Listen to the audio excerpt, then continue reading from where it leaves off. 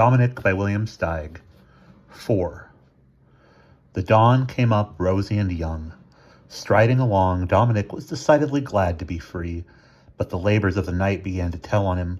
Dog-tired, he flung himself down at the edge of the road and sighed a powerful sigh. After a fidget or two, he fell asleep, when everyone else in the surrounding world was just waking up. It was a refreshing sleep. In his dreams, he relived the adventures of the night that had just turned to morning.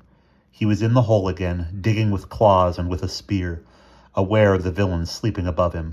A yelp stirred in his throat, but he quickly stifled it, knowing even in his dream that he had to dig the burrow silently.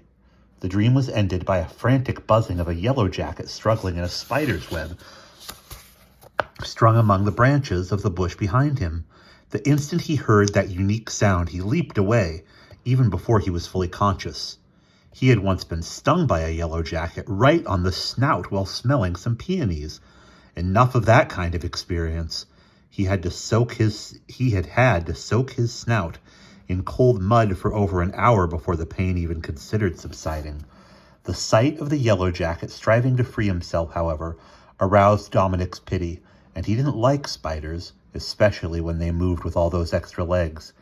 He didn't want to get stung, and he knew he was safe while the wasp was trussed up in spider strings. But his passionate love of liberty won out. He took his good spear, and, standing as far from the web as he could, he cut the wasp free. Then he quickly backed away and kept on backing. The freed yellow jacket followed him, circling again and again above his head. Dominic, watching his strange movements, saw him swoop, dip, spell out the words, "Thank you," in invisible skywriting and disappear in the shimmering blue air. By way of breakfast, Dominic ate some mushrooms, a sprig of mint, and a bit of wild garlic.